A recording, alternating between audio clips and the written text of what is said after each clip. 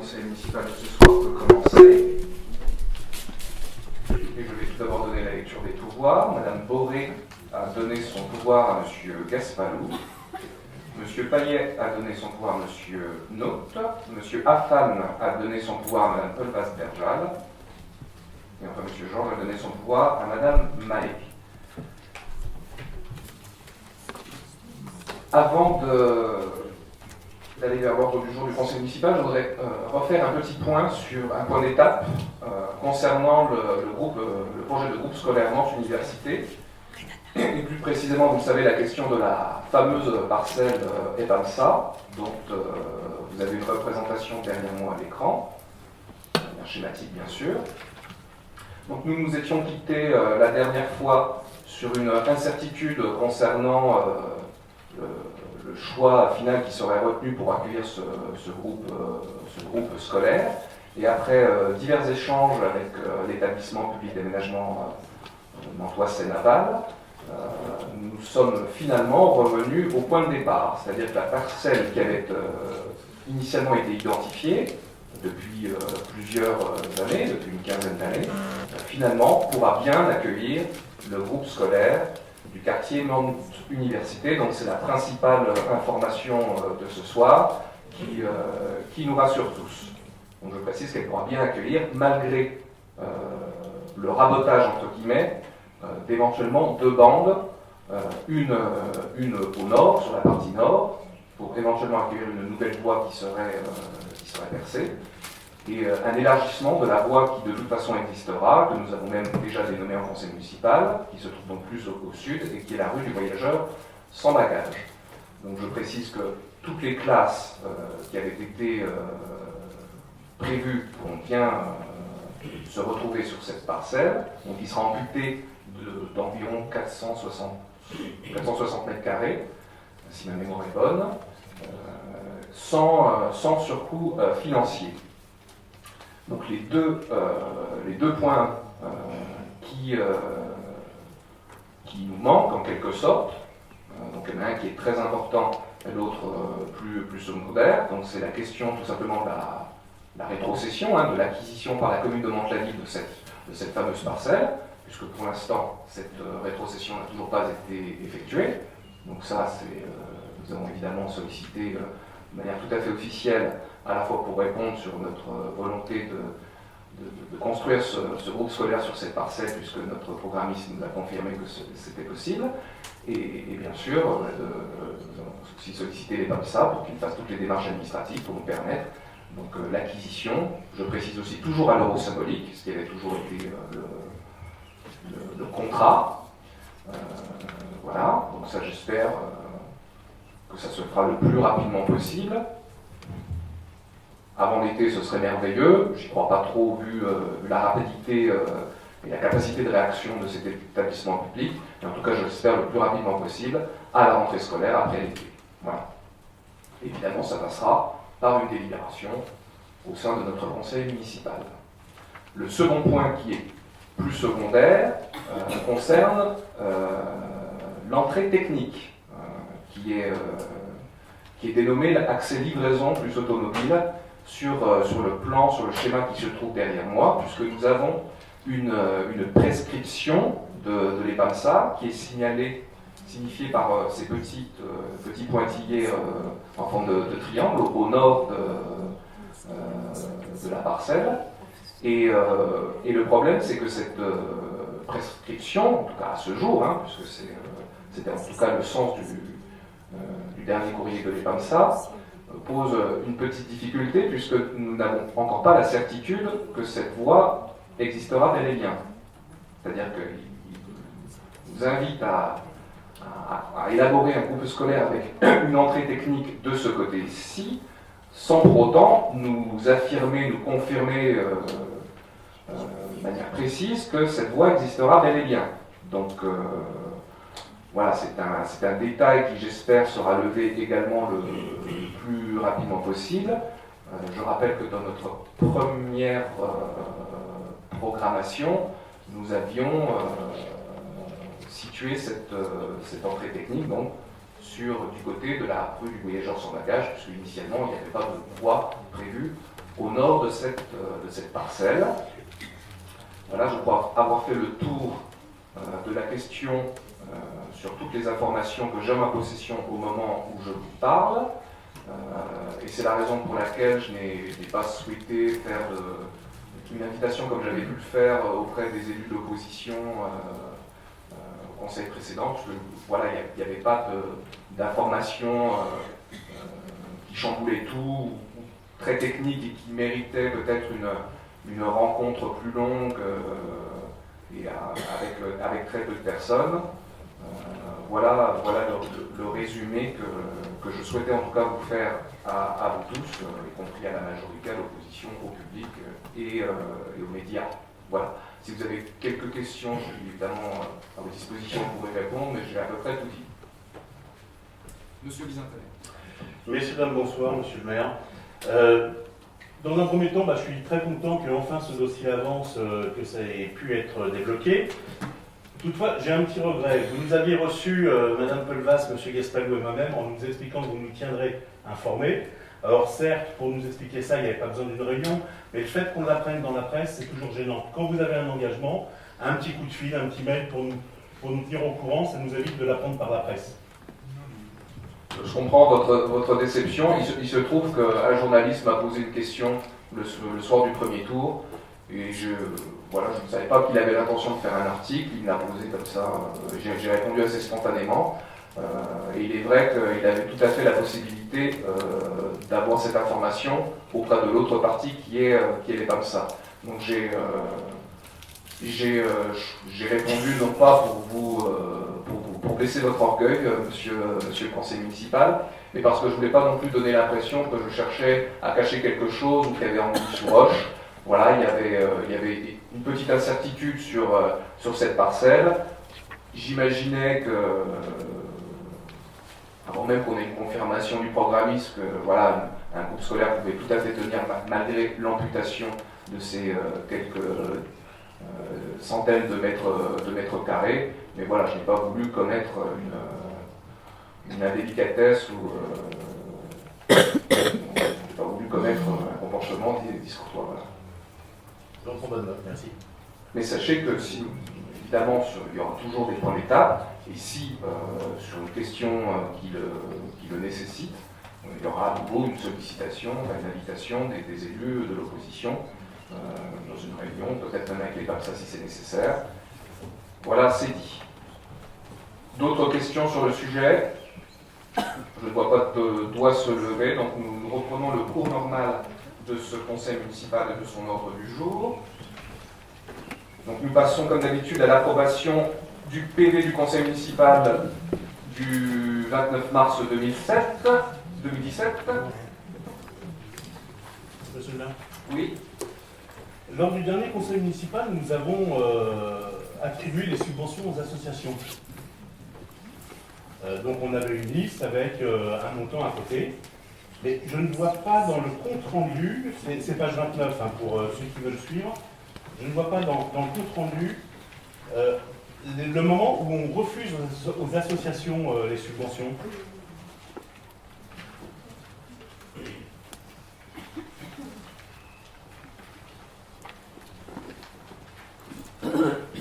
C'est-à-dire, pour préciser votre intervention, vous auriez souhaité que nous fassions figurer d'une manière ou d'une autre toutes les associations qui nous ont sollicité et auxquelles nous n'avons pas donné de subvention, c'est ça votre...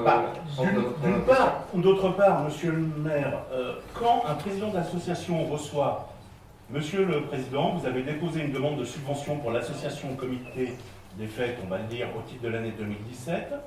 Toutefois, malgré l'intérêt porté à votre projet associatif, j'ai le regret de vous informer que le conseil municipal réuni le 29 mars 2017 a décidé de ne pas donner suite favorable à votre demande. Donc je ne vois pas à quel moment on refuse de donner l'association. Donc c'est un mensonge, monsieur le maire. Vous parlez au nom du conseil municipal en étant un menteur. Est-ce que vous avez reçu ce courrier avant le conseil, c'est ça? Non. Mais maintenant, vous expliquez que c'est le conseil municipal qui a refusé de donner la subvention. À quel moment le conseil municipal du 29 mars a refusé de donner une subvention? On a voté pour donner, on n'a pas refusé contre.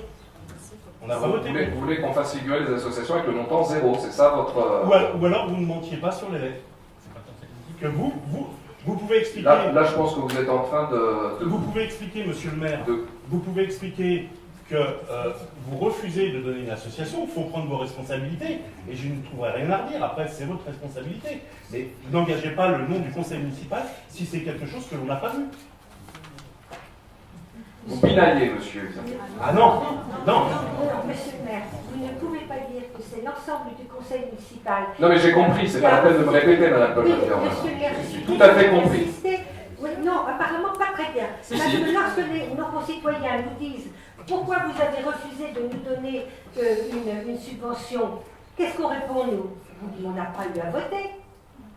Qui a choisi les associations que nous avons eues sur Alors si vous voulez jouer à ce petit jeu-là, je vais faire comme les confrères d'Hénin Beaumont, c'est-à-dire que tous les groupes d'opposition qui ne votent pas le budget, à chaque fois qu'on mettra un projet, on mettra en face Madame Paul-Vasse-Berjal n'a pas voté le groupe scolaire Mantu. Madame Paul-Vasse-Berjal n'a pas voté la maison de santé. Madame Paul-Vasse-Berjal n'a pas voté la ferme pédagogique. Madame Paul-Vasse-Berjal est pour vous tous.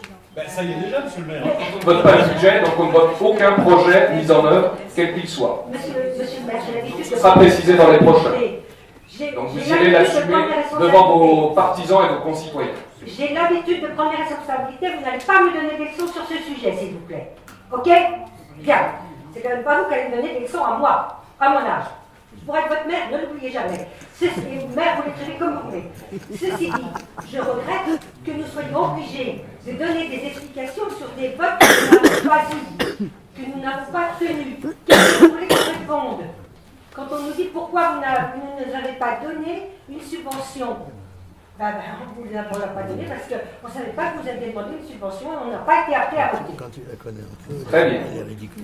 La prochaine fois, on ne mettra pas conseil municipal, mais en tout cas, j'assume de ne pas avoir versé une subvention au comité des fêtes. On a déjà débattu depuis 3 ans à chaque vote du budget, donc il n'y a pas de problème de souhaiter la. Monsieur le maire, Sachez- vous engagez le nom J'ai compris. des élus du conseil municipal, alors qu'on n'a pas vu ça. Très bien. D'autres remarques?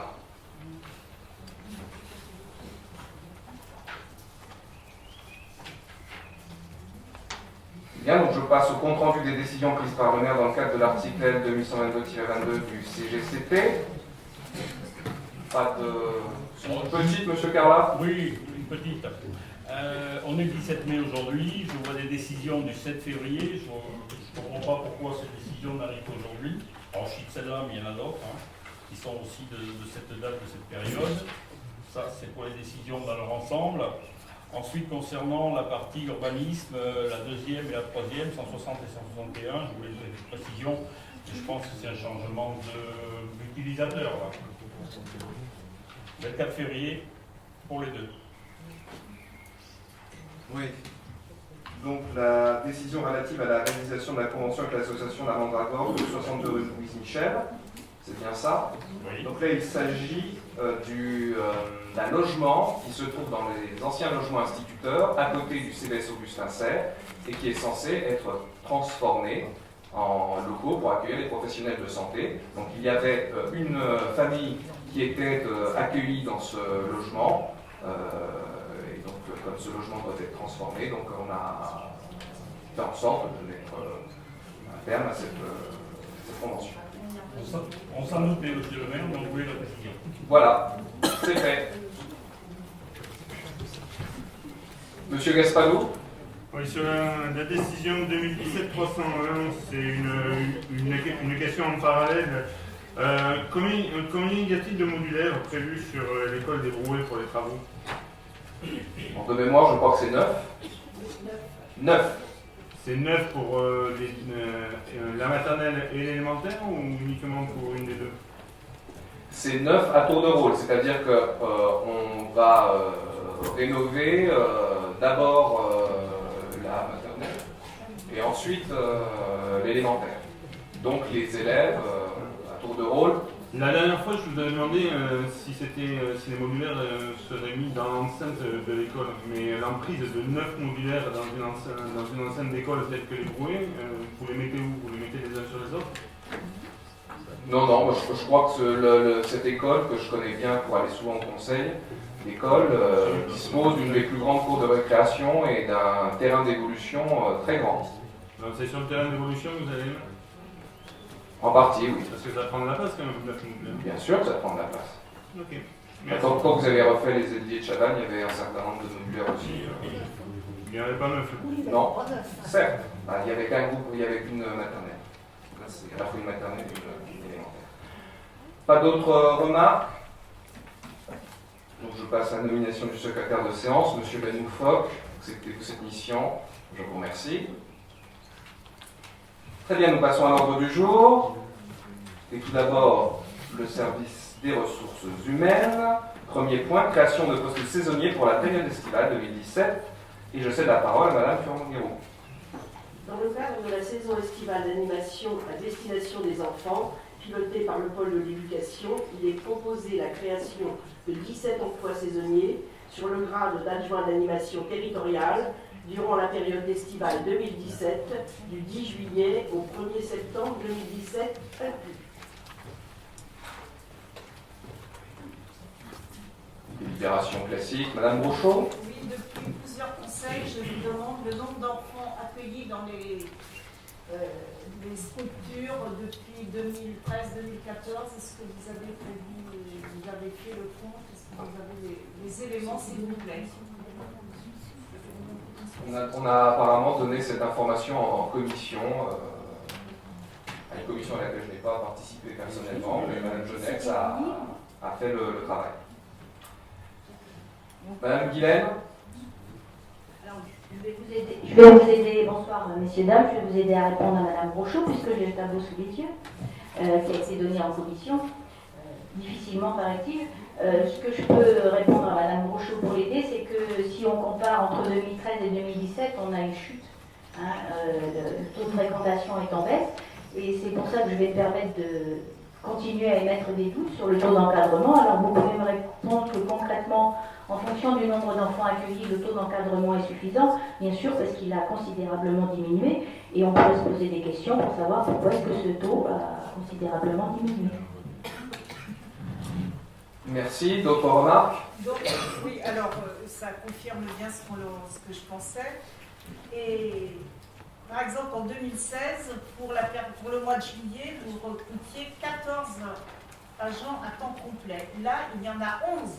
Donc ça veut dire que le nombre de bénéficiaires va encore chuter. Donc nous voterons contre cette délibération. Très bien, c'est noté. Pas d'autres remarques? Donc qui vote contre? Donc le groupe de Mme Brochot, le groupe de Mme Colbas. Qui s'abstient? Il y a 17 postes de créés par le pôle. Pour le mois de juillet. Bien, je vous remercie. Point numéro 2. Adoption du règlement intérieur actualisé relatif aux conditions d'utilisation des véhicules de service et des véhicules personnels des agents à l'occasion du service, toujours Mme Furman-Guérou. La commune de Mantes-la-Ville dispose d'un parc de véhicules de service mis à disposition des agents dans le cadre de leur déplacement professionnel. Le règlement intérieur des conditions d'utilisation de ces véhicules actuellement en vigueur, établi en 2012 et approuvé par le conseil municipal du 22 octobre 2012, porte sur les conditions requises pour la conduite d'un véhicule de service. Un nouveau règlement intérieur des conditions d'utilisation des véhicules est proposé. Le règlement a été ajouté à ce que vous avez reçu sur le conseil municipal. Madame Guilaine. Est-ce que vous pouvez nous donner des détails sur ce qui change? Parce qu'effectivement, nous avons le nouveau règlement, mais nous n'avons pas l'ancien, donc nous ne pouvons pas comparer. Nous nous ferons entièrement confiance parce que vous nous direz.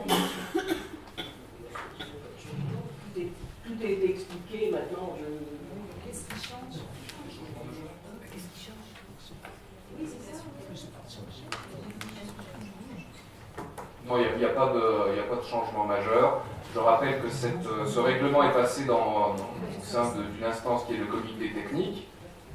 Et ça a été approuvé. Voilà, vous avez pour chacun, peut-être pas le groupe de M. Xantenin, mais vous avez des représentants des deux autres groupes, hein, et ça a été approuvé sans difficulté.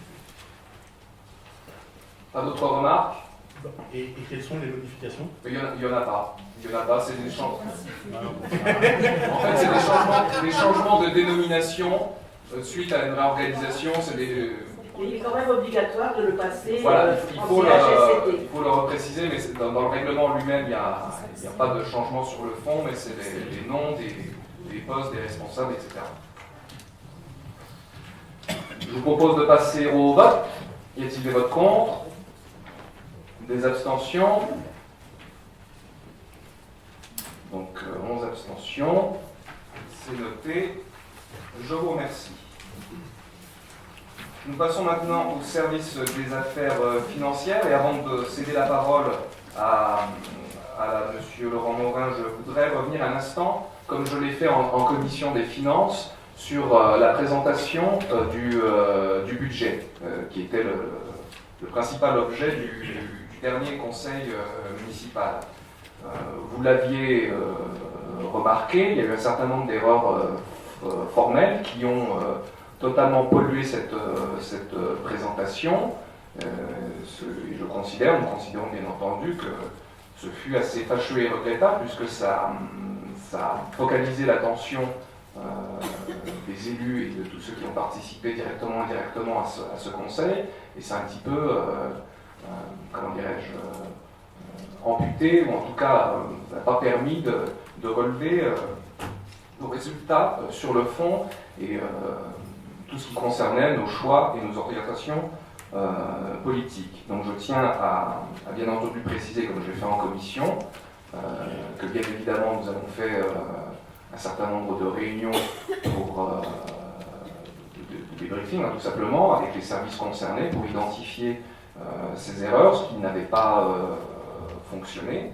Donc voilà, il y avait un certain nombre de faits extérieurs ou de faits totalement indépendants de notre volonté.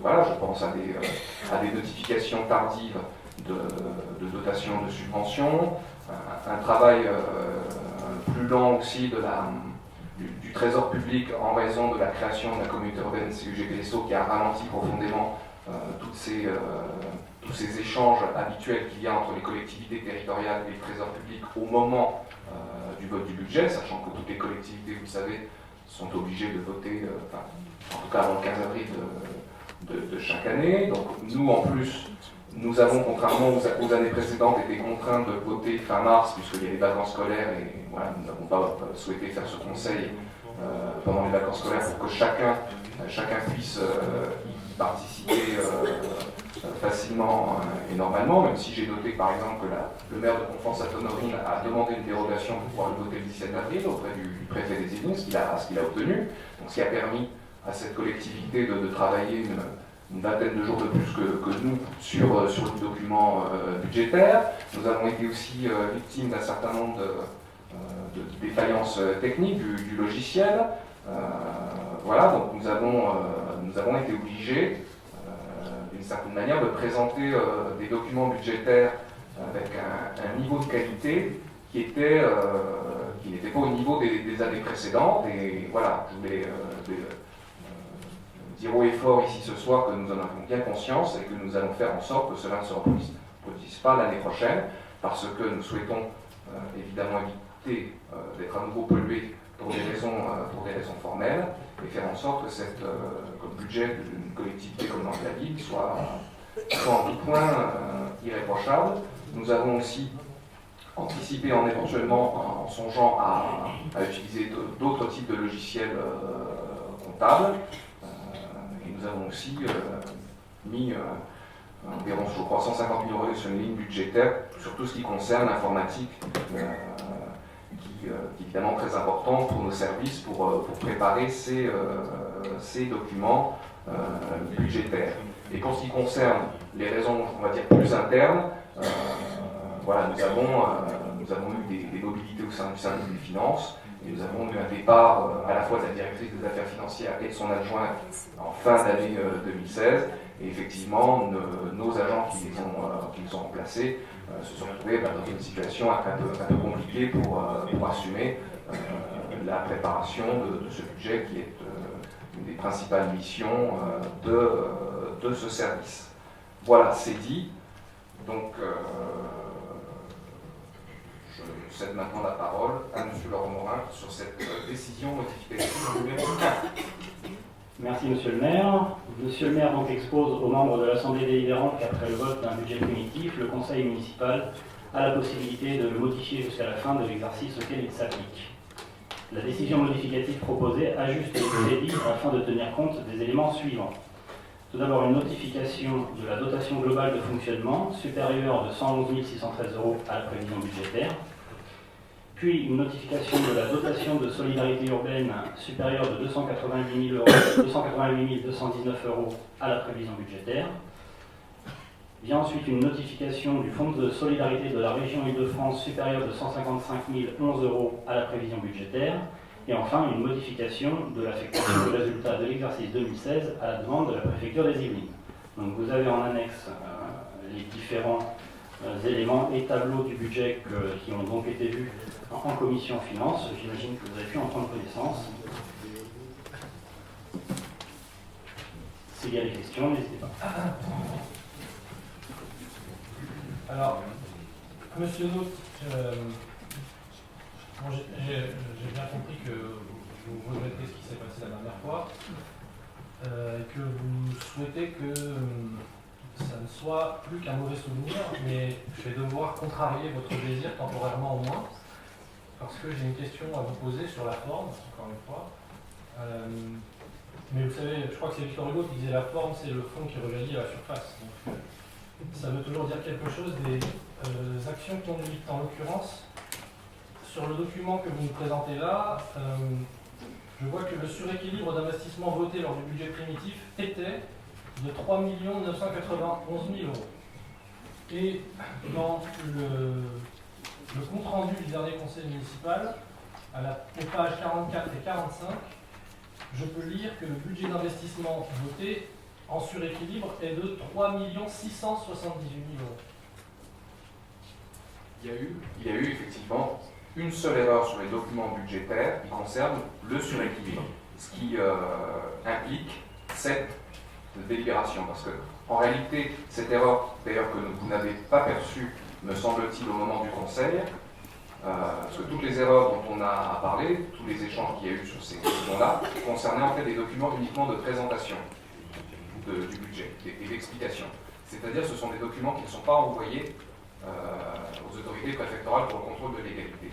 En fait, il y a une seule erreur qui est la, entre guillemets, la plus gênante, si vous voulez, c'est celle qui concerne le suréquilibre et qui nécessite cette délibération, même si, vous le voyez, nous avons eu, et c'est ce qui donne de l'eau à mon moulin en quelque sorte sur les notifications tardives, c'est que vous avez aussi toutes des notifications concernant tout ce que vous avez exposé, M. Laurent Morin, donc qui nécessite aussi de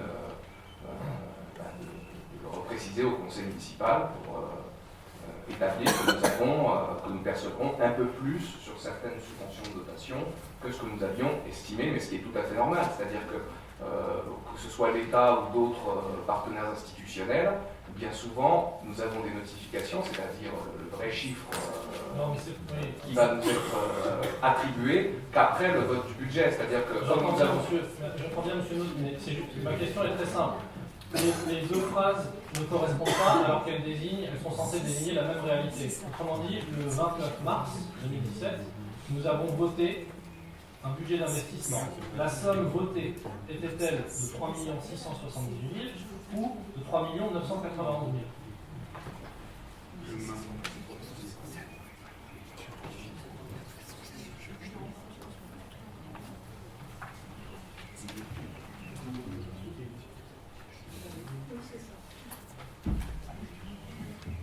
Donc le bon suréquilibre est celui qui vous est présenté aujourd'hui, donc de 3 millions, enfin, le suréquilibre qui a été modifié suite à la délibération d'aujourd'hui, qui passe bien de 3 991 579 € à 1 821 591 €. Modifié, ce que vous entendez par là, il a été modifié après le vote ?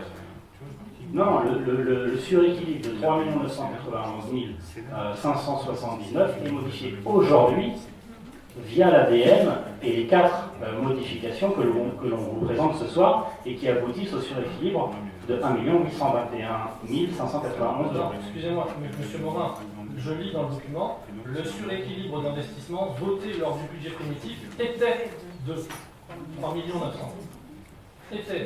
Oui. Ça veut dire que le jour du vote du budget, le montant était de 3 900 000.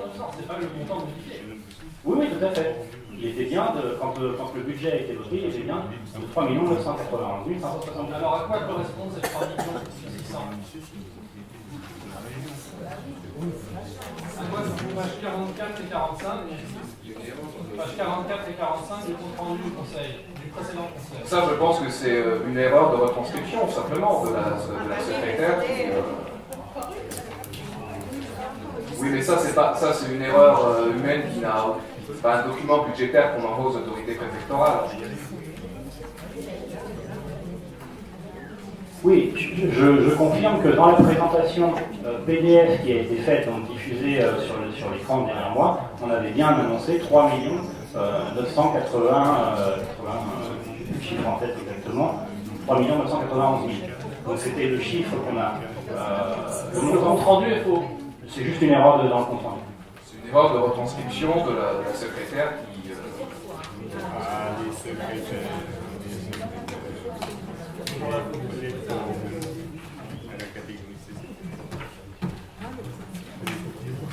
Très bien, est-ce qu'il y a d'autres questions, monsieur le centenaire? Monsieur le maire, ce n'est pas une question, c'est déjà une remarque concernant les explications que vous avez données. Dont acte, très bien, et je suis heureux que vous reconnaissiez qu'il y a eu plusieurs erreurs. J'ai toutefois quelque chose qui me gêne un petit peu. À vous écouter, c'est pas de votre faute, c'est de la faute du matériel, les logiciels sont pas bons, c'est de la faute du personnel qui est parti parce qu'ils sont partis, mais à aucun moment... C'est celui qui est resté aussi, manifestement. Je ne me permettrai pas. Je ne me permettrai pas. Mais à aucun moment vous dites on a été mauvais. Et ça me gêne un petit peu. Il peut y avoir quelques erreurs, bien sûr.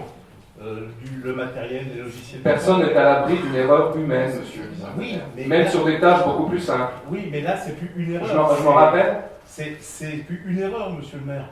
C'était un recueil d'erreurs. On aurait pu en faire un poème ce soir-là.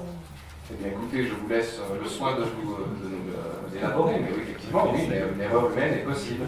Mais c'est une... Oui, il ne faut pas confondre une pécadille ou un péché véniel pour faire référence à d'autres secteurs d'activité avec un péché mortel. Présenter au conseil municipal des chiffres faux, c'est quand même pas... C'est pas mortel, mais enfin, c'est pas véniel non plus. Ça, c'est sur la partie... excuse, on va dire, en ce qui vous concerne. En ce qui concerne la délibération qui est présentée ce soir, la logique, on a voté contre le budget, la logique aurait voulu que l'on vote contre cette décision modificative. Toutefois, au vu du contenu de cette décision, on voit qu'il y a 3 points qui concernent des hausses de budget que vous aviez anticipées un petit peu en dessous, et je ne trouve pas ça maladroit, mieux vaut quand même avoir de l'argent en plus que moins. Bien sûr. Prudence est mère de sûreté et de toutes les vertus. Tout à fait. Et le dernier point, ça concerne l'affectation du résultat où la préfecture nous donne raison. Donc on ne va pas voter contre une délibération. Celle-là, vous ne l'aviez pas vue. Et d'ailleurs, elle était invisible. Il y en avait trop, il y en avait tellement. Mais c'était la principale. Mais bon, on va pas, nous on votera pour cette décision modifiée. Eh bien, je vous en remercie. Madame Berjal. Oui, lors du dernier conseil municipal, vous nous avez présenté tout un ensemble de documents qui constituent l'ossature budgétaire et financière de la ville, c'est-à-dire l'acte le plus important pour l'année en cours. Toute opposition, si je me souviens bien, a exprimé son incompréhension quant aux chiffres, a exprimé ses doutes quant à la ventilation, quant ses interrogations, quant à la véracité du budget, ses réserves sur les lignes budgétaires. Et vous vous êtes, avec votre premier adjoint, évertué à nous expliquer que tout était très bien, tout était décrit. Bon, donc, vous ne nous avez pas convaincus puisque tout le monde a voté contre. Et ce soir, on est à nouveau dans des chiffres mal retranscrits, la secrétaire du logiciel est de... Passons, je ne reprendrai pas les propos de M. Bisantenien. Aujourd'hui, vous êtes obligé de représenter, de reprendre votre budget. Non, c'est une décision modificative, n'exagérons rien. Oui. On ne revote pas un budget. On ne revote pas le budget. Parce que quand on est obligé de revoter un budget, en général, c'est beaucoup plus sérieux, effectivement. C'est le préfet qui prend la main. Et là, effectivement, c'est plus grave. Là, c'est une simple décision modificative. Merci. Il y en aura sans doute. Je sais ce que vous Non, mais je précise à l'Assemblée. L'image que vous donnez au public, à la presse et à tous vos collègues autour de la table est une image tout à fait dommageable pour vous-même, et ça c'est votre problème, mais dommageable aux yeux des administrations et aux yeux de la population. Et ça c'est notre problème à nous tous. La seule satisfaction que nous ayons dans cette décision modificative numéro 1, c'est effectivement l'abondement des fonds de droit commun, beaucoup plus important que ce que vous aviez donné, ce qui n'est pas une mauvaise chose en soi, de sous-évaluer plutôt que d'avoir une mauvaise surprise qui peut toujours arriver. Donc, moi, monsieur le maire, je constate que vos chiffres ne sont pas satisfaisants, ils ne sont pas en concordance les uns avec les autres, et c'est la raison pour laquelle nous nous abstiendrons sur cette décision modificative. Très bien.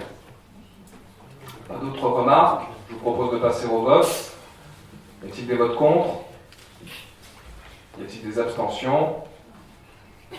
Donc les deux groupes, mesdames Brochot et Berjal. Je vous remercie. Point numéro 4. Définition de la consistance du domaine public routier communautaire. Toujours M. Morin. Il est rappelé au Conseil municipal que conformément à l'article L 5215-20 du Code général des collectivités territoriales, la communauté urbaine Grand Paris Seine-et-Oise, créée au 1er janvier 2016, est compétente depuis cette date pour la création, l'aménagement et l'entretien de la voirie.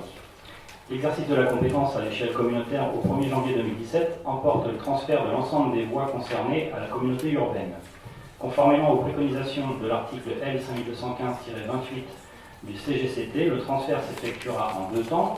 En 2016, les biens meubles et immeubles nécessaires à l'exercice des compétences seront mis à disposition de la communauté urbaine au vu d'un procès-verbal de mise à disposition. Et au cours de l'année 2017, des actes authentiques de transfert de propriété seront adoptés.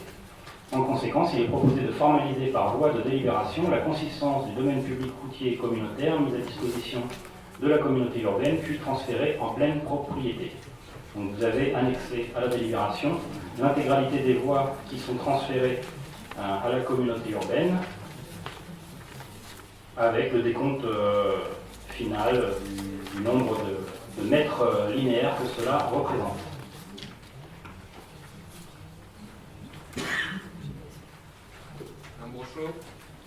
J'ai une question qui est... Donc dans ce tableau, vous avez mis toutes les voies qui vont toutes devenir intercommunales. Donc il restera, je pense, quelques voies communales et vous avez aussi des voies départementales. Moi, ma question est sur la rue Douanet de Chantraine. Parce que il y a l'allée, la rue et la route, il y a une portion qui a souvent des accidents qui se trouve en face de la station Total. Il semblerait que ce soit la route de Chantraine, la rue de Chantraine, que vous avez qualifiée ici comme devenant intercommunale, alors qu'il y a une personne qui a signalé ces accidents et on lui a répondu que la rue était départementale. Alors est-ce que vous pouvez creuser l'affaire pour savoir exactement si c'est la rue, la route ou l'allée? L'allée non, mais si c'est bien départemental ou intercommunal.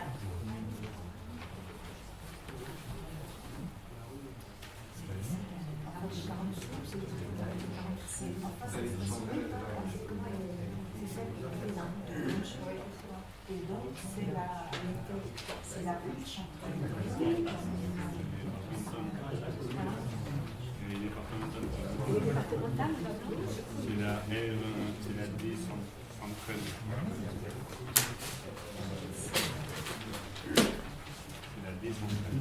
Donc dans le tableau, vous avez l'allée de Chantraine, Oui. qui elle était déjà intercommunale, donc elle le reste. Et vous avez ensuite la rue de Chantraine qui est communale et qui est d'intérêt intercommunautaire. Et il y a aussi la route de Chantraine.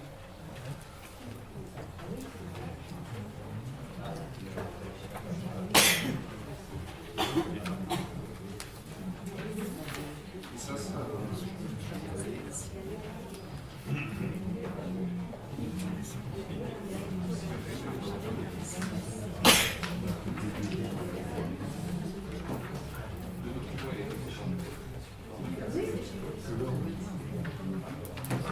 Mais bon, c'est pas. Voilà, ce qu'il faudra, c'est vraiment savoir à qui appartient cette portion-là qui est très accidentogène en face de la station totale, puisque c'est vrai qu'il y a des aménagements à faire, et que savoir si c'est le département, la ville, enfin la ville non, ou l'intercommunalité. On va regarder le plan et on vous apportera l'information. C'est noté, madame Bonjour. D'autres remarques sur cette délibération, pardon?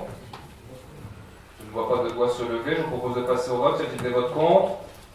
Des abstentions? Donc 4 abstentions. Je vous remercie. Point numéro 5. Installation d'une antenne relais Bouygues Télécom. Toujours M. Morin. Le bailleur Emmanuel Habitat, ne souhaitant plus recevoir d'antenne sur son patrimoine à usage d'habitation, Bouygues Télécom anticipe le démontage du site actuel au 21 rue Robert Desnos, Saint-Mantes-la-Ville. Au terme d'une étude, le site du terrain multisport 21 rue de la Lyre, parcelle AN 926, a été retenu pour accueillir cette antenne. La société Bouygues Télécom propose après négociation une redevance annuelle de 15 000 €. Il est donc proposé au conseil municipal d'autoriser la signature de toute pièce relative à cette implantation.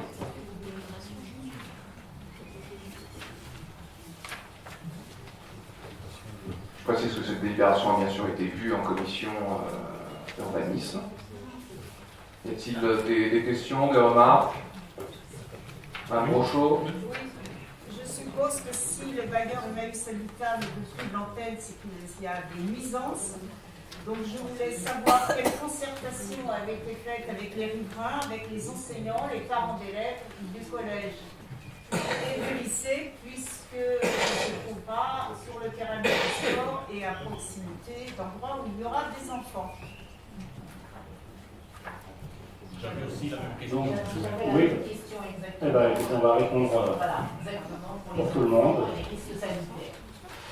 Alors, premier élément de réponse, bien entendu, le proviseur du lycée a été sollicité et n'a émis aucun avis défavorable à l'implantation de cette antenne relais sur le site que vous avez identifié sur les documents qui sont joints à cette délibération. Concernant les nuisances, je dirais que de manière formelle, il y a à la suite du Grenelle sur les ondes magnétiques qui a eu lieu il y a quelques années, des éléments techniques qui ont été apportés avec des tests effectués sur des centaines de millions de points sur 16 zones d'expérimentation. Et ces études ont révélé qu'environ 90% des niveaux d'exposition modélisés sont inférieurs à 0,7 volts par mètre et 99% de ces niveaux d'exposition à 2,7 volts par mètre. Et il se trouve que les valeurs limites réglementaires sont comprises entre 40 et 61 volts par mètre. Donc on est bien loin, et les études l'ont démontré, d'une nuisance en termes de champ magnétique.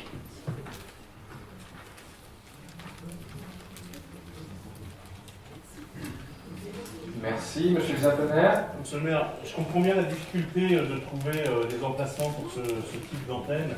Et quand vous êtes confronté à une demande des citoyens d'enlever les antennes et de les déplacer, je me doute que pour vous, c'est pas facile de trouver un endroit qui satisfasse tout le monde.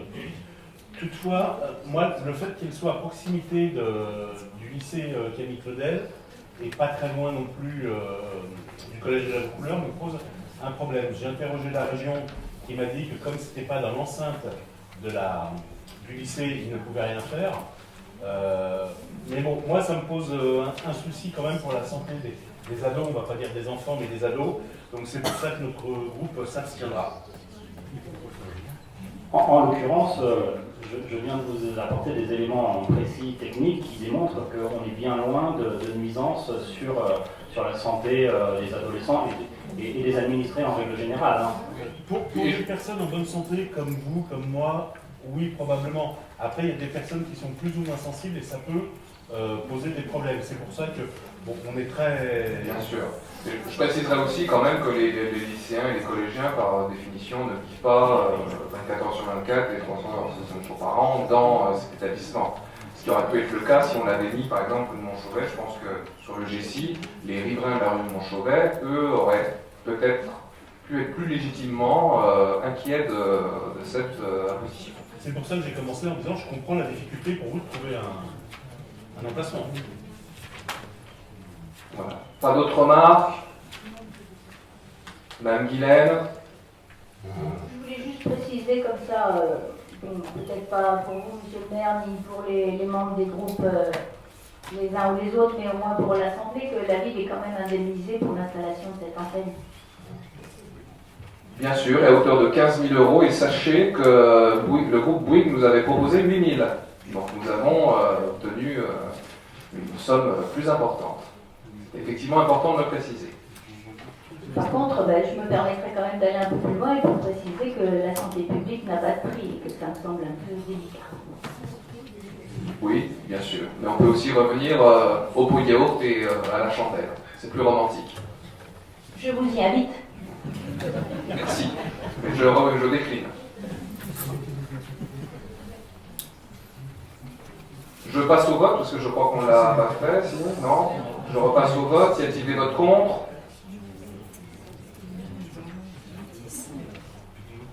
Donc les deux groupes... Ah non, c'est que vous? Ah, ça peut être un vote différencié. Donc on va... Madame Guilaine, qui est très en pointe sur la santé publique. Et le groupe de Madame Brochot a un vote global ou c'est aussi différencié? Je ne sais pas, ils discutent, ils ne savent pas. C'est tout le groupe, C'est tout le groupe. On s'abstient. J'ai pas pu. Donc vous abstenez aussi, madame? Ah, vous abstenez? Ah oui, mais d'abord, là j'en étais au contre. Pour l'instant, là je fais le tour des contres, si j'ose dire. Donc c'est le groupe de Madame Brochot et Madame Guilaine. Les abstentions. Voilà, les abstentions. Je vous remercie. Point numéro 6. Demande d'inscription de l'église Saint-Étienne. Demande bien sûr au titre des monuments historiques. Bonjour Monsieur Morin. Alors, dans une démarche de valorisation du patrimoine culturel de Mantes-la-Ville, la municipalité souhaite inscrire aux monuments historiques l'église Saint-Étienne, située au cœur du village de la commune. Cette inscription permettra de protéger l'édifice, mais également de protéger dans un rayon de 500 mètres maximum autour de l'église le patrimoine esthétique et immobilier de la commune de Mantes-la-Ville.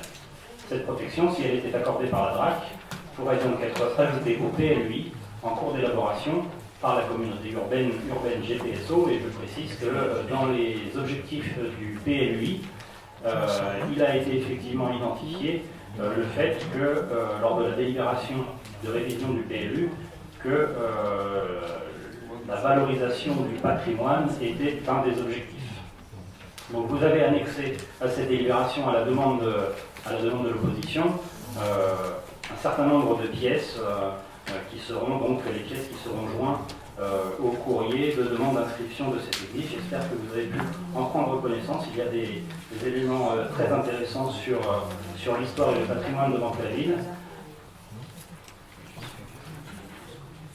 Et donc, si vous avez des questions, n'hésitez pas. Oui, monsieur Morin, monsieur le maire. Au niveau du périmètre, notamment, on en a parlé en commission, ce périmètre est-il arrêté? Ce périmètre est-il arrêté ou est-ce qu'il est encore soumis à modification? Parce que je vois que sur le périmètre, entre certains bâtiments, on va dire, de la ville, je ne sais pas s'ils sont impactés ou pas. Alors pour l'instant, la délibération votée ce soir instaure le périmètre de 500 mètres autour de l'église. Bien entendu, et on en a effectivement discuté lors de la commission urbanisme, il est évident, et je pense que c'est partagé par tout le monde, que les 500 mètres ne correspondent pas à la réalité de la protection de l'environnement de l'église, puisque les 500 mètres nous amènent quasiment au parking qui est en face de la mairie. On est un peu hors contexte. Donc effectivement, ce soir, cette délibération instaure le périmètre de 500 mètres, mais très rapidement, nous allons rentrer en contact avec les services qui sont en charge de la modification de ce périmètre pour pouvoir l'ajuster au mieux au contexte et à l'environnement de l'église. En l'occurrence, on peut soit réduire ce périmètre, soit simplement dénominer des rues qui seraient concernées. On sera tenu au courant. Bien entendu. Merci. Dans la presse? Madame Brochot. Oui, donc c'est une bonne chose de mettre l'église au patrimoine des monuments historiques. Maintenant, je voudrais savoir, il va y avoir des contraintes pour les riverains. Est-ce que les riverains vont être concertés? Comment ils vont être informés? Parce qu'on sait, parlait l'Hospice Saint-Charles, par exemple, qui fait partie du patrimoine des monuments historiques. Dès qu'on change une fenêtre, c'est des contraintes énormes. Donc il faudra vraiment faire une information auprès des riverains, les concerter, parce qu'il me semble que c'est extrêmement important. Merci, c'est noté, Madame Brochot. D'autres interventions? Juste, Monsieur le maire, un petit élément de réflexion. Je pense que ça va changer, je l'espère, mais quand je vois l'état de la fontaine autour de l'église, il faudra peut-être y remédier. Parce que vu l'état de cette fontaine, ça ne permet pas au monument historique peut-être de se positionner positivement. Oui, c'est pas tout à fait faux. L'aménagement peut être meilleur. Je peux vous envoyer des photos si vous voulez. Hein. Oui, non, mais c'est pas très loin, je peux me déplacer, merci.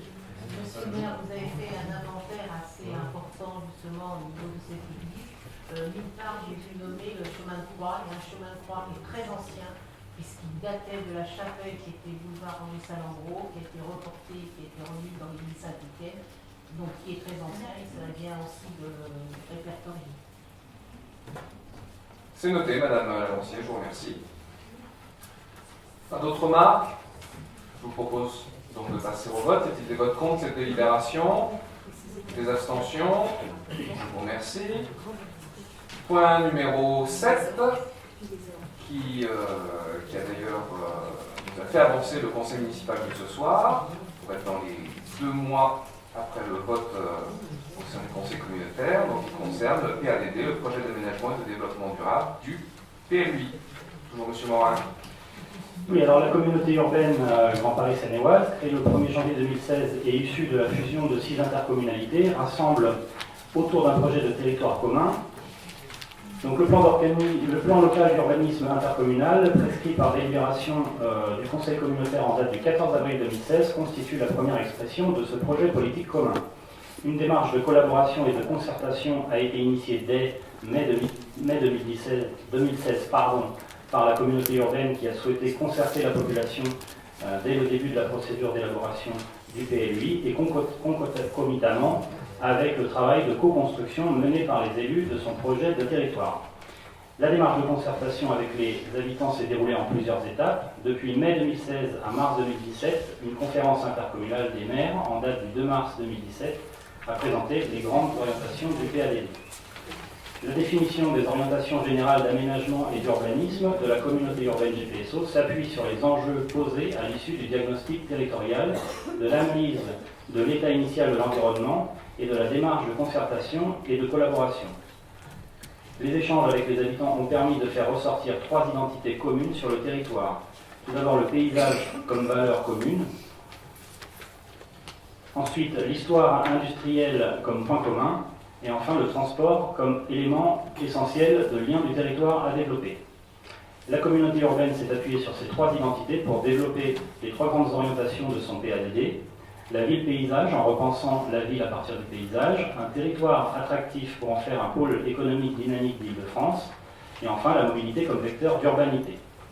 Le débat sur les orientations générales du PADD au sein du Conseil communautaire a eu lieu le 23 mars 2017. Ce débat a porté sur les points rappelés en annexe. Il est donc proposé au Conseil municipal de prendre acte de la présentation des orientations générales du projet d'aménagement et de développement durable du PLUI envisagé et d'en débattre. Donc vous avez dans le corps de la délibération un certain nombre de précisions notamment sur tout le processus de concertation avec les habitants et avec les différentes communes, des ateliers thématiques, des réunions publiques, Donc les conférences dont je viens de parler, et ensuite tous les objectifs détaillés. Alors c'est assez exhaustif, je ne pense pas que je vais les détailler les uns après les autres, mais je pense que chacun d'entre vous a pu en prendre connaissance. Et vous avez également joint à cette délibération une présentation qui a été élaborée par la communauté urbaine et qui vous donne un certain nombre d'éléments sur le territoire et les orientations de ce PADD.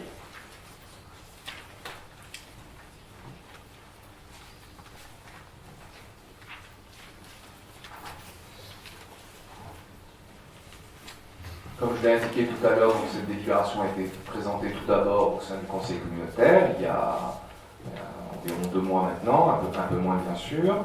Nous nous étions exprimés bien sûr à ce sujet. Et en substance, nous avions dit que voilà, il y avait un certain nombre pour résumer, de belles initiatives qui étaient formulées. Et la crainte que l'on pourrait avoir, c'est qu'évidemment, ces belles formules restent des vœux pieux. Et j'avais notamment attiré l'attention de l'Assemblée sur les contradictions qu'il pouvait y avoir entre les exigences du développement économique et la préservation de notre patrimoine naturel. Et je pensais en particulier à l'exemple des carrières, du projet de carrière calciaire dans le parc naturel du Vexin, puisque, vous le savez, il y a un conflit en quelque sorte qui existe entre les défenseurs de ce patrimoine naturel, et en premier lieu les gens qui y vivent tout simplement, et notamment tous les maires, sans exception notamment de Boyer-Vexin et puis tous ses collègues dans les communes limitrophes qui veulent défendre ce patrimoine naturel, et puis d'autres forces entre guillemets politiques qui défendent l'intérêt du développement économique. Mais d'ailleurs, j'aimerais quand même préciser qu'au-delà de ce patrimoine naturel, il y a aussi une question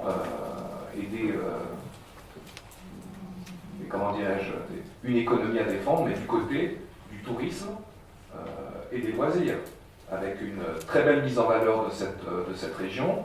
Et le problème, c'est que si jamais ces carrières devaient finalement émerger, eh bien ce patrimoine serait évidemment remis en cause.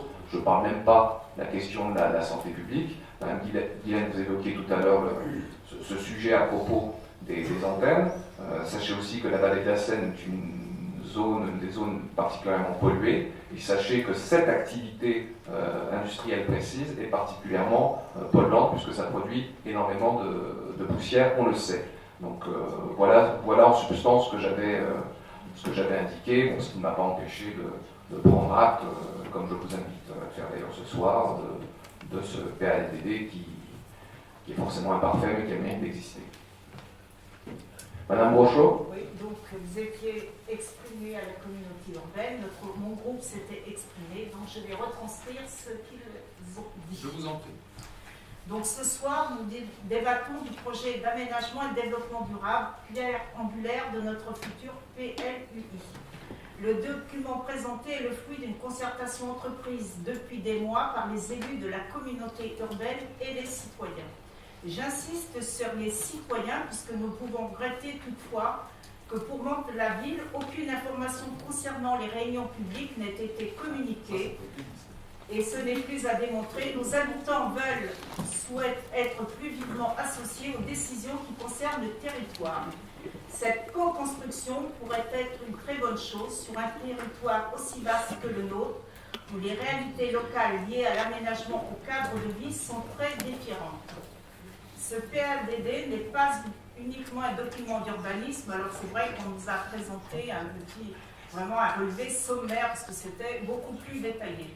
C'était également la feuille de route pour amorcer une transition écologique vers un territoire décarboné. Nous pouvons que nous réjouir de cette volonté exprimée de construire un territoire vertueux en prise avec les enjeux de la COP 21.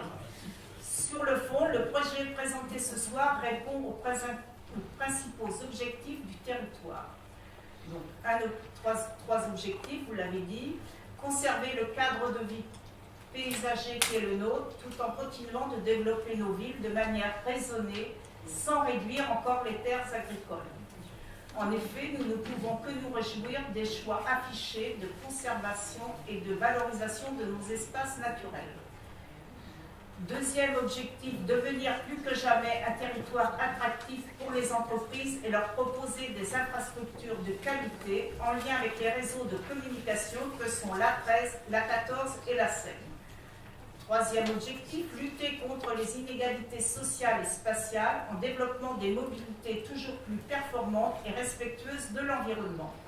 Sur ce point, nous ne pouvons que nous féliciter de l'arrivée d'EOL et des projets qui permettront à chaque habitant des petites villes d'accéder à toujours plus de services.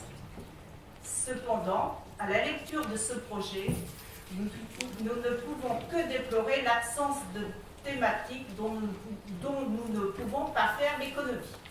Les services publics sont absents de ce projet. Pas une seule ligne à ce sujet, et nous savons combien à Montaville, le soutien des élus est important quand nous voyons par exemple la fermeture du bureau de poste, la diminution des heures d'ouverture de la sécurité sociale et du poste de police.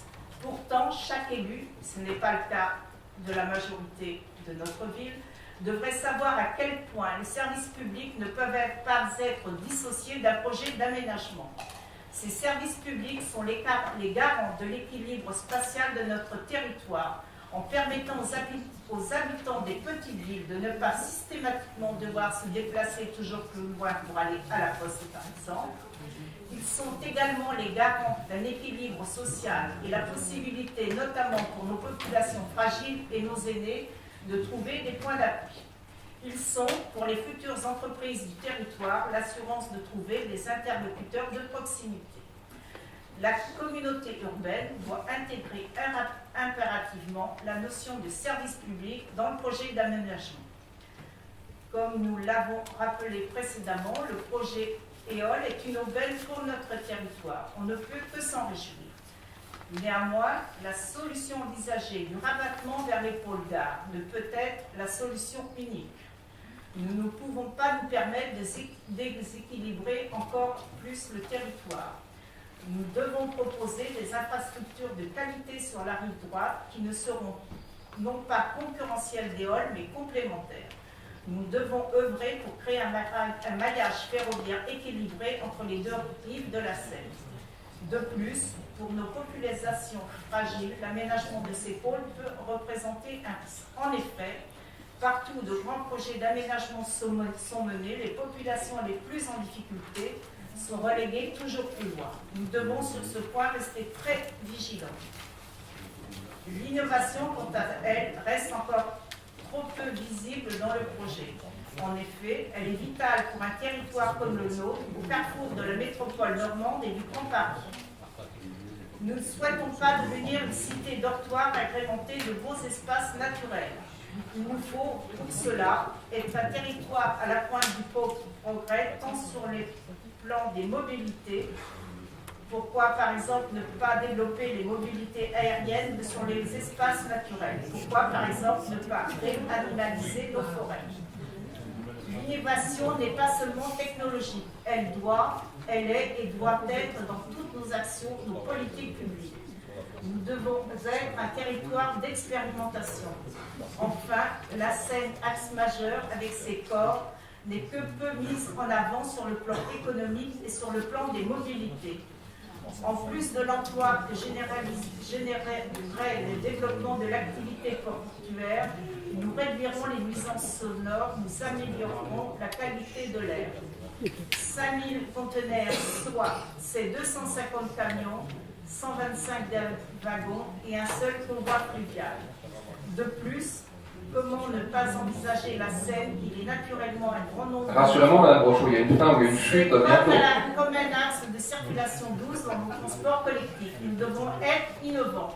Pour conclure, nous prenons acte de ces débats et nous vous demandons que les habitants de notre ville soient associés pour avoir demain un territoire équilibré et innovant.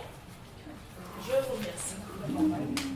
Bien, merci Mme Brochot. J'espère que les autres groupes seront plus brefs dans leur intervention. Juste une ou deux précisions. C'est pas tout à fait l'intervention qui a été prononcée par le représentant de notre groupe, puisqu'on n'a pas du tout parlé de Manflamil. Non, mais moi je vois pas. Non, mais vous avez tout à fait le droit, mais je précise que votre collègue ne l'avait pas fait. Et sur la question de l'association, de la concertation avec les citoyens, qui est effectivement une question importante, hein, la démocratie directe c'est important. Je rappelle quand même que le processus de constitution, à la fois sur le choix du périmètre de la CU, sur le choix de faire plutôt du comité urbain, du comité de domination, etc., la fusion des 6 EPCI, enfin, je pense que là, les citoyens, ils n'ont pas du tout été concertés. Donc après, on peut reprocher tout ce qu'on veut sur la formulation, enfin, l'élaboration du PADD, mais je ne suis pas sûr que les citoyens ont voulu cette intercommunalité. Certes, mais par contre, moi je suis allée à deux réunions et je peux vous assurer que les salles étaient pleines. Merveilleux. Madame Bergeat? Oui, ces feuilles m'ont laissé perplexe parce que ça fait quand même pratiquement 20 ans que je lis toujours les mêmes volontés, les mêmes grands axes qui se distinguent. Et nous allons en prendre acte puisque c'est ce qu'on nous demande. Qui peut être contre la valorisation du patrimoine, la préservation des espaces d'air, la densification des centres-villes pour préserver l'environnement forestier ou agricole. Bon, on enfonce les portes ouvertes, hein. Excusez-moi, je vais le dire de façon un peu brutale, mais... Je précise que on n'est pas l'auteur, c'est pas la majorité de qui est l'auteur de ce texte. Hein. Alors, pour nous, globalement, parce que je ne vais pas prolonger inutilement ce débat, il y a des oublis. Il y a des lacunes. Dans les oublis, il y a notamment, comme l'a dit Mme Rochaud, les populations en général. Il y a des lacunes, il y a des contradictions, il y a des positions antinomiques. Vous avez souligné les carrières et vous savez à quel point ce problème des carrières me tient à cœur depuis 15 ans que ça dure. On en prend acte, c'est bien, c'est une bonne volonté. Très bien, embrassons-nous, nous sommes contents, nous sommes heureux, nous avons tout écrit. Voilà. Il n'y a pas grand-chose à dire de plus sur ce genre de document. Oui, et d'ailleurs, pour aller dans votre sens, Mme Paul-Bast, sur les contradictions que vous avez vous-même relevées dans ce PADD, nous pouvons les partager, et notamment, pour information, sur le deuxième axe de développement, la deuxième orientation majeure de ce PADD qui concerne l'attractivité du territoire.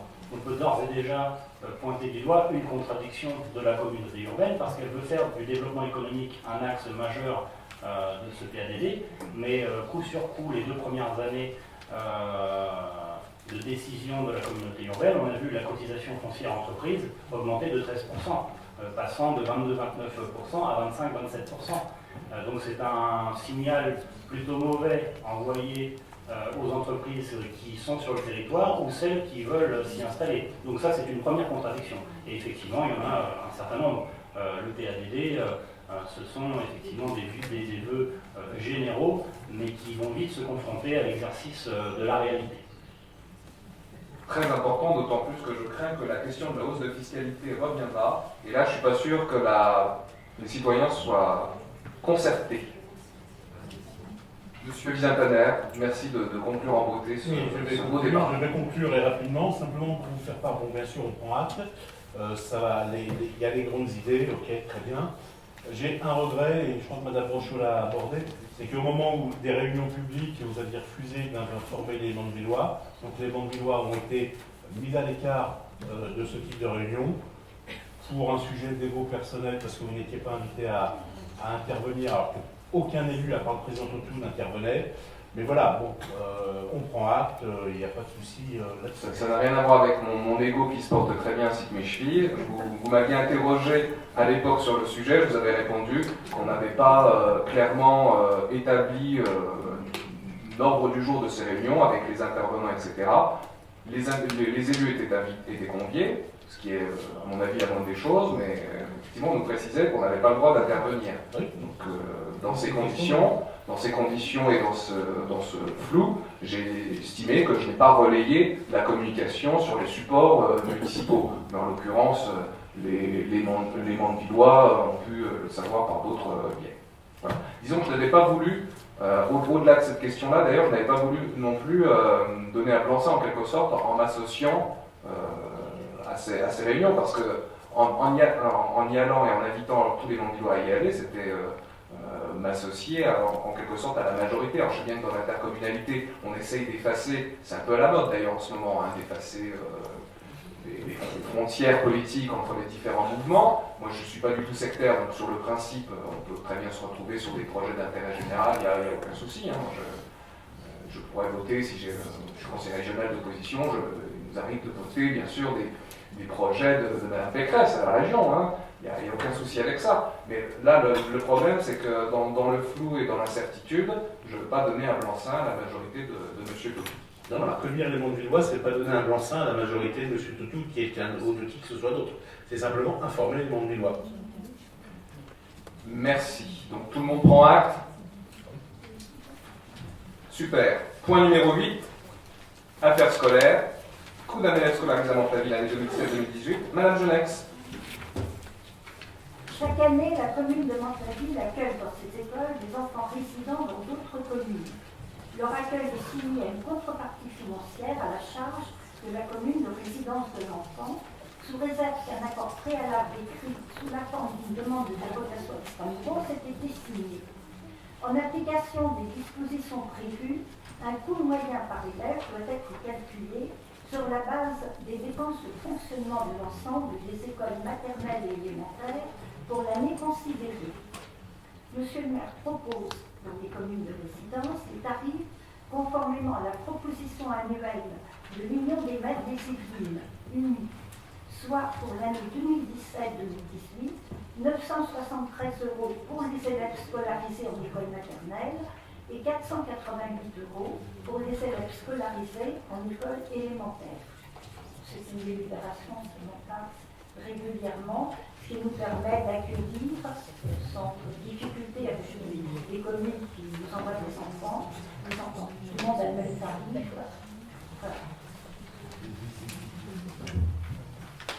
Pas de questions, pas de remarques. Je vous propose de passer directement au vote. Y a-t-il des votes contre? Des abstentions? Je vous remercie. 9e et dernière délibération. Affaires culturelles. Adoption d'un complément de tarif des entrées des spectacles pour la saison culturelle 2017-2018. Toujours Madame Genex. La commune de Montaville décide d'adopter un complément de tarif des entrées de spectacle pour la saison culturelle 2017-2018 suite à quelques modifications de la programmation culturelle de la saison 2017-2018. Donc cette délibération complète la délibération numéro 2017-2-27 prise lors du conseil municipal du 29 février 2017. Alors, pour être clair, si nous complétons la première délibération, c'est qu'il y a des changements qui surviennent, c'est la construction, l'élaboration d'une programmation au cours d'une année, c'est quelque chose qui bouge, qui vit. Il y a pas, qui m'a aussi, oui, vous allez le voir, il y a le rajout du tarif dit de médiation culturelle, qui est un tarif très léger, pour le spectacle d'ouverture de saison le 7 octobre prochain. Alors, le spectacle d'ouverture de saison, l'année dernière c'était Sophie l'artiste, il y avait eu beaucoup de succès. Cette année, c'est le Piston de la Noche, et il y aura des Katsars qui viendront participer à cette ouverture de saison. Et on souhaite que justement les élèves et les familles, leurs familles qui vont au Katsar puissent assister nombreux avec un tarif tout à fait adapté à ce spectacle. Parce qu'il est quand même normal qu'on puisse justement montrer à ces familles ce que l'on fait ici et ce que les Katsars font aussi de leur côté. Alors, le point numéro 2, c'est le remplacement du spectacle. C'est le remplacement d'Alex Lutz, qui au départ devait venir, par le point virgule fait sa tournée. Là, il se trouve que M. Lutz a préféré cette année renoncer à sa tournée qu'il avait prévue et se concentrer sur ses projets cinématographiques et télévisuels.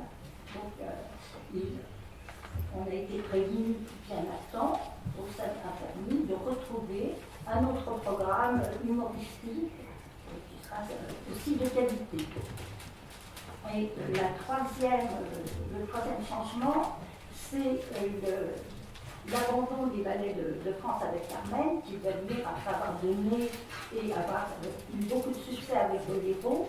Il nous avait dit qu'il voudrait revenir à Montagny parce que l'accueil avait été extrêmement chaleureux, mais en art, la création n'est pas quelque chose d'automatique et ils nous ont prévenu que cette création ne serait prête que pour la saison 2018-2019. Ils nous l'ont promis et cette année c'est donc remplacé par le ballet de l'Opéra national de Kiev, le ballet Gisèle, avec les danseurs étoiles de la troupe de l'Opéra de Kiev. Je pense qu'on ne perdra pas non plus au change, puisque c'est une troupe qui fait une tournée internationale, une troupe de ballet reconnue pour ses qualités. On sait que les danseurs et danseuses qui sont formés à la manière de l'Europe de l'Est et de la Russie sont d'excellents danseurs.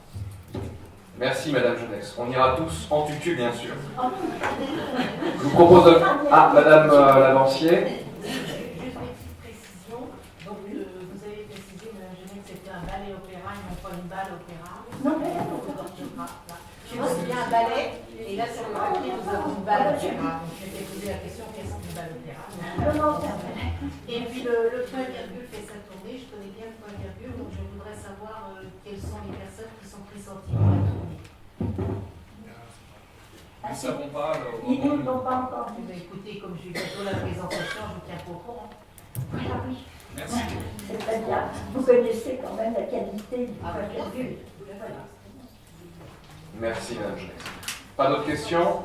Je vous propose de passer au vote. Y a-t-il des votes contre? Des abstentions? Je vous remercie. Merci. Nous arrivons donc au moment des questions diverses. Monsieur Carla, c'est à vous. Merci, Monsieur le maire. Les riverains de la rue des Orgemons se plaignent des dégradations de leurs rues et trottoirs d'une part. Ensuite, par contre-coup, des problèmes de stationnement anarchique devant leur portail, par exemple. Ils sont désireux de voir mettre en place une matérialisation du stationnement et la réparation de leur rue. Merci de transmettre à l'organisme gestionnaire et de bien vouloir suivre ces démarches, puisque ce soir nous avons voté le partir de cette rue, notamment à GPSO, donc merci de leur transmettre. Oui, merci Monsieur Carla, c'est noté. Effectivement, la rue des Orgemons, c'est une rue qui mériterait d'être refaite un jour. Alors, notre collègue Monique Ferrand-Moguero, qui est membre de la commission voirie à GPSO, nous a informé que ça allait bouger du côté de la voirie, que le GPSO allait sans doute, et on l'espère le plus vite possible et bientôt, pouvoir reprendre pleinement, physiquement, prendre à bras ouverts sa compétence et l'assumer pleinement. Et alors je ne vous cache pas que la rue des Orgemons ne sera sans doute pas la première qui sera refaite, parce qu'on vise d'abord celles qui sont les plus passantes, mais il est vrai que la rue des Orgemons mériterait d'être défendue. Oui, le stationnement. Oui. Et le stationnement, alors en attendant qu'elle soit complètement refaite, effectivement, on peut... Parce que, bon, je ne l'ai pas dit dans ma question, mais c'est vrai que les gens on ne peut pas se croiser, quoi. Et il y a ça, et puis les gens extérieurs viennent se garer dans les portails des riverains, ils ne peuvent plus sortir de chez eux. Vous avez raison, c'est noté. Monsieur Bizentener, ou toujours Monsieur Carla, c'est comme vous voulez. Bon, je vais prendre le relais, puis je retournerai après. Emmanuel Macron, le nouveau président de la République, a annoncé un décret sur la liberté des communes, leur donnant la possibilité d'aménager ou de quitter le cadre de la réforme de Vincent Payon, et donc de revenir à la semaine de 4 jours.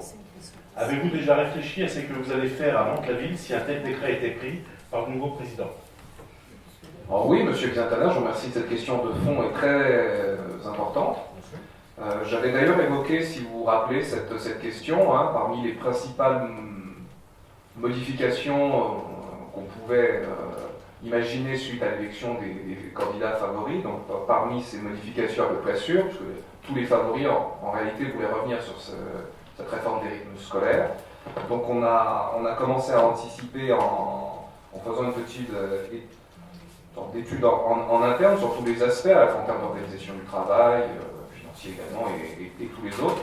Mais bien sûr, nous ne prenons pas une décision unilatérale, nous concerterons et nous convierons les principaux concernés, je pense bien sûr aux enseignants, les directeurs d'école, leurs collègues, et aussi bien sûr les représentants des parents d'élèves.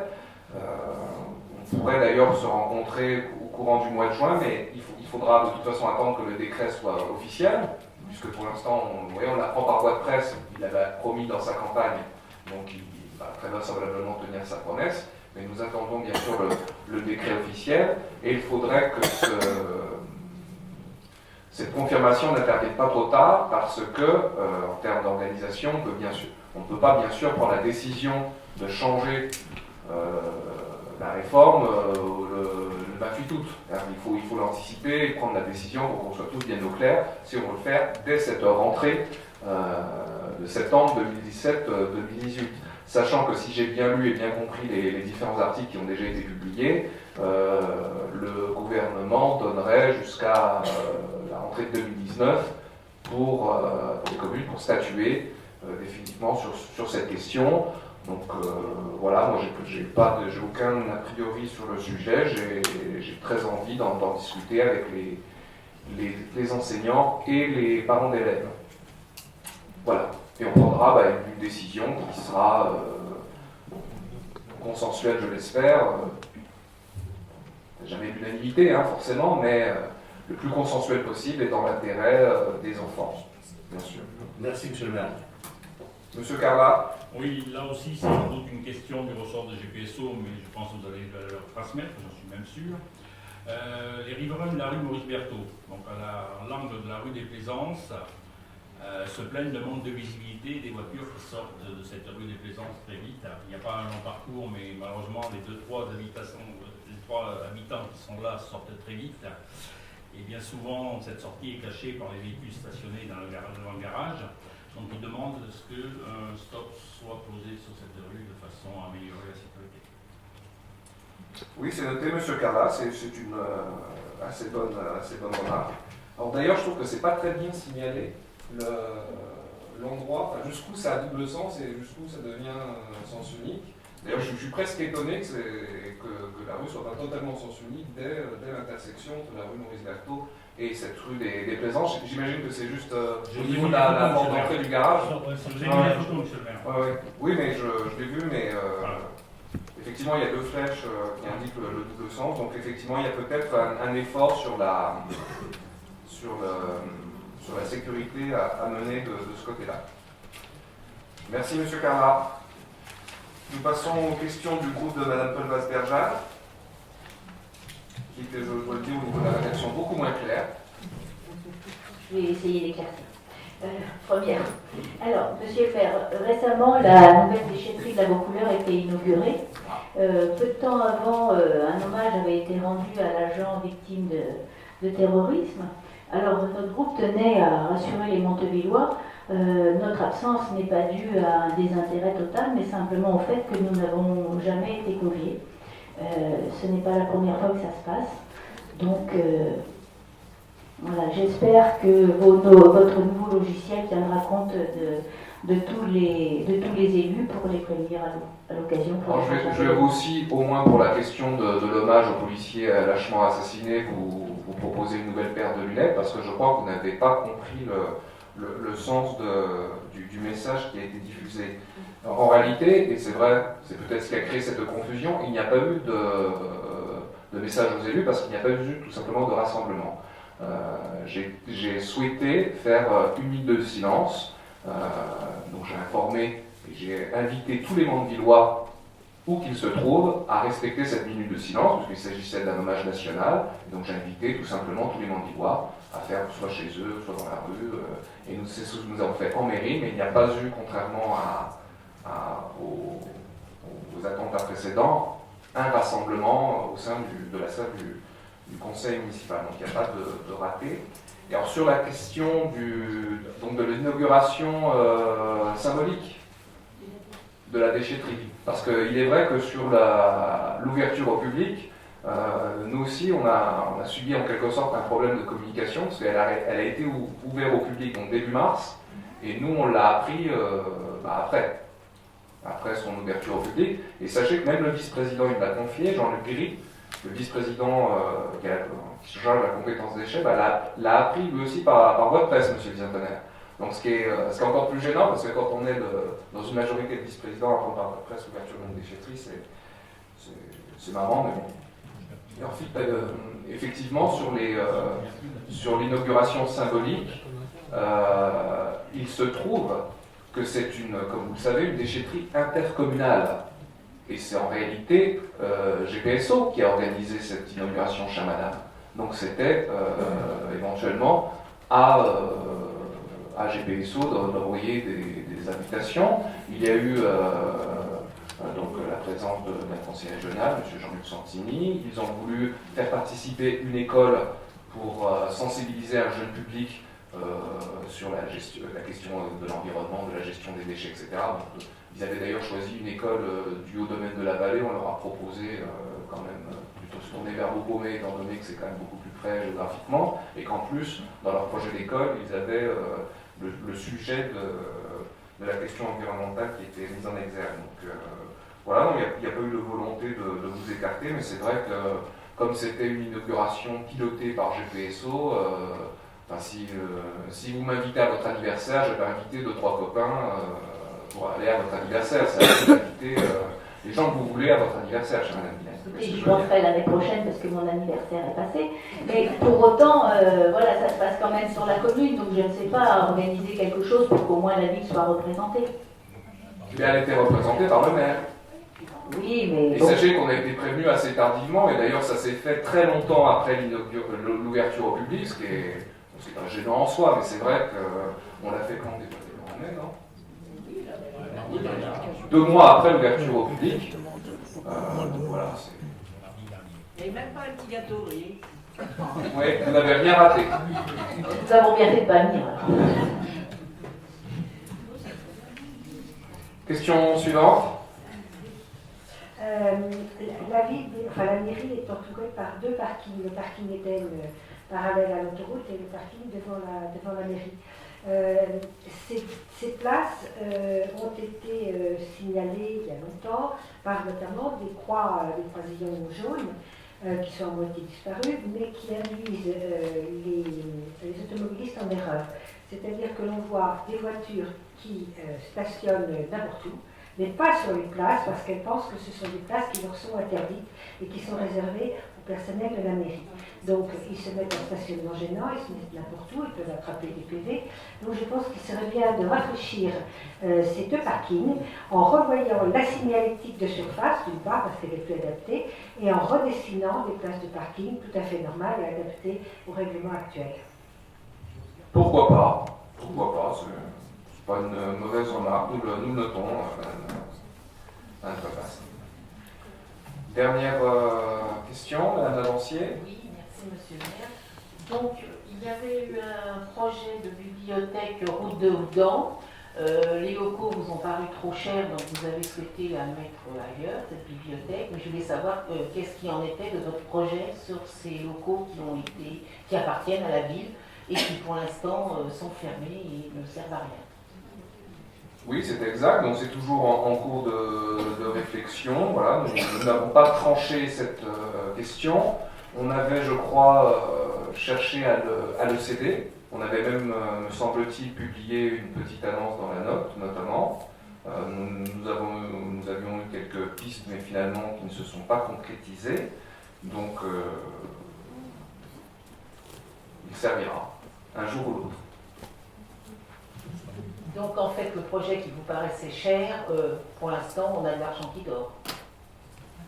C'était une question d'aménagement. C'était le local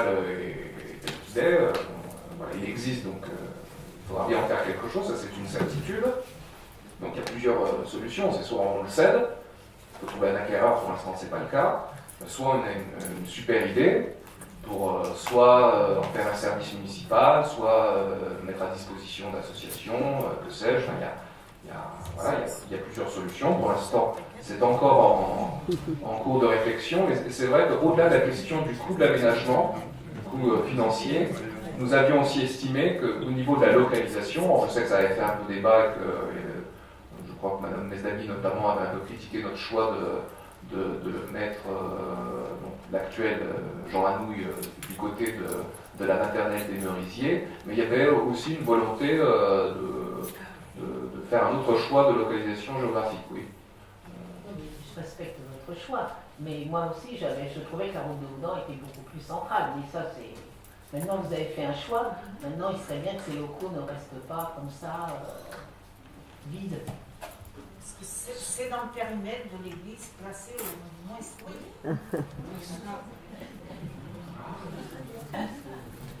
C'est vrai. Merci Madame Lavancier. Dernière question. C'est vous Madame Rochaud. Oui. Je voulais savoir quel bilan vous tirez de la fourniture des repas en crèche. Donc j'en ai parlé plusieurs fois. Madame Führer m'a dit qu'il y aurait la traçabilité, qu'il n'y aurait plus de problème. Bon, donc les repas sont fournis par un prestataire. Donc, vous n'êtes pas sans savoir que le vendredi 5 mai, je crois, un enfant de 3 ans a trouvé des morceaux de plastique dans ses pattes. Donc voilà, ça s'est arrangé, l'erreur est humaine, vous l'avez dit tout à l'heure. Maintenant, ce que je veux savoir, parce que vous avez quand même donné des leçons, été assez ferme là-dedans, poursuivre notamment 2 postes. Donc je voulais savoir quelles mesures vous avez prises auprès du prestataire pour les petits morceaux de plastique. Le prestataire a fait lui-même dans son entreprise une enquête, nous attendons le résultat, mais il n'y a pas certitude que ce soit dans le plat qu'ait trouvé ce plastique, ça a été absolument. Pour l'instant, on ne sait pas. On ne sait pas. Par ailleurs, puisque vous dites que nous étions très soucieux de la traçabilité et de la qualité des produits, je peux totalement vous rassurer, Madame Rochaud, nous avons été extrêmement contraignants envers le fournisseur, qui par ailleurs n'avait pas tellement besoin de l'être parce qu'il est spécialisé dans la nourriture pour bébés. C'est une entreprise qui ne fait... Vous n'allez pas me refaire le discours, on l'a si, je l'ai très bien compris. Moi, je veux savoir un enfant qui trouve des morceaux de plastique dans ses pattes, qu'est-ce qu'on fait derrière? Non mais il n'a pas été, je vous répète Madame Rochaud, qu'il faut que l'on ait la certitude, que l'on voit, le fournisseur fait son enquête, ce sont des gens extrêmement sérieux. Le gamin a pu peut-être, je ne sais pas moi, trouver un bout de plastique. Pour l'instant, on vous donnera une réponse si la société est complètement sérieuse et responsable.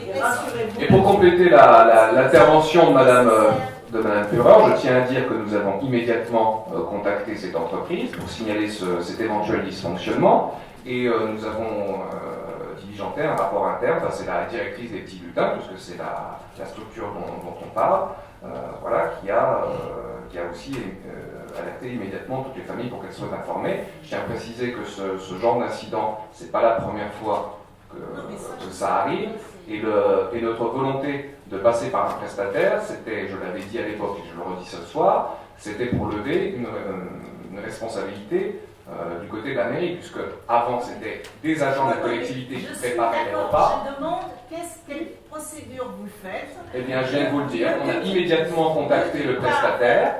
La directrice ça, je ne peux pas l'entendre, pas d'un enfant de 3 ans. La directrice des petits bulletins a fait son devoir en rédigeant un rapport. Les familles ont été toutes informées. Il y a transparence totale sur cet incident.